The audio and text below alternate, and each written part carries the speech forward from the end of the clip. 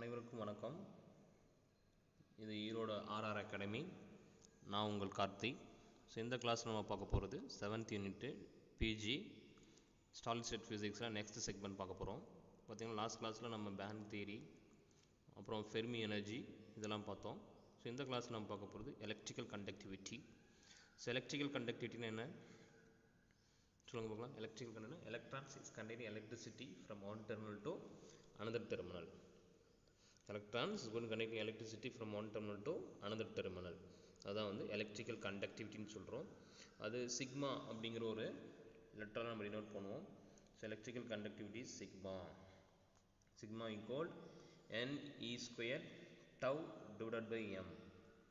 NE square divided by tau. அதுதான் conductivity. இங்கே என்னங்கிறது number of electrons participating in the conjunction process. E is charge of one electron. So tau is relaxation time.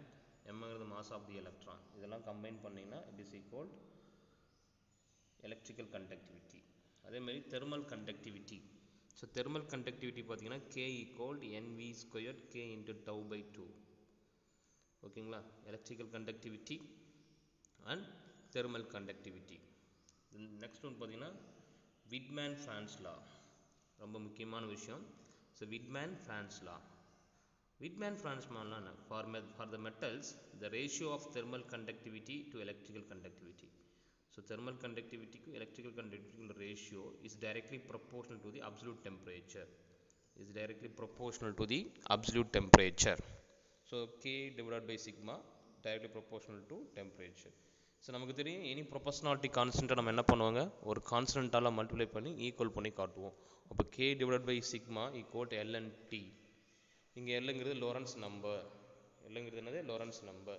So Lorenz நம்பர்னா L equal 3/2 K into E whole squared.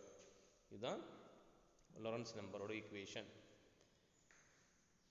இப்போ thermal கண்டக்டிவிட்டினா sigma equal NE square tau divide by M. thermal conductivity அப்படின்னா NV square K into tau by 2. Widman-Franz law the ratio between the thermal conductivity to electrical conductivity, it is directly proportional to the absolute temperature. சரிங்களா? so next பார்த்தீங்கன்னா super conductivity. so what is mean that super conductivity? Tamil என்ன சொல்லுவோம் super conductivityக்கு? Superconductors. Superconductivity. So superconductivity is the ability of certain materials to conduct electric current with practically zero resistance. அதாவது கண்டிப்பாக ஒரு conductor எலக்ட்ரிசிட்டியை conduct பண்ணுது அப்படின்னா அதுக்கு என்ன தேவைன்னா கண்டிப்பாக ரெசிஸ்டன்ஸ் அப்படிங்கிற ஒரு விஷயம் ரொம்ப இம்பார்ட்டன்ட். இந்த சூப்பர் கண்டக்டரில் ரெசிஸ்டன்ஸ் இல்லாமலே அந்த மெட்டீரியல்ஸ் எலக்ட்ரிசிட்டியை கண்டக்ட் பண்ணுது. இந்த விஷயத்தை HK Once அப்படிங்கிறதான் கண்டுபிடிச்சார். எதில் படிச்சுட்டு கண்டுபிடிச்சார் அப்படின்னா மெர்க்குரியில். ஸோ மெர்க்குரியோட டெம்பரேச்சர் வந்து 0.2 கெல்வின் இருக்கும்போது அதனுடைய ரெசிஸ்டன்ஸ் வந்து falling down to 0. So even though the resistance is 0, it's conducting electricity. So for a material to behave as a superconductor, so low temperatures are required. The superconductivity was first observed 1911 by HK Once, a touch physicist. இதுதான் முதல்ல கண்டுபிடிச்சாரு. அதில் எது கண்டுபிடிச்சாருன்னா சொன்னாலே mercury.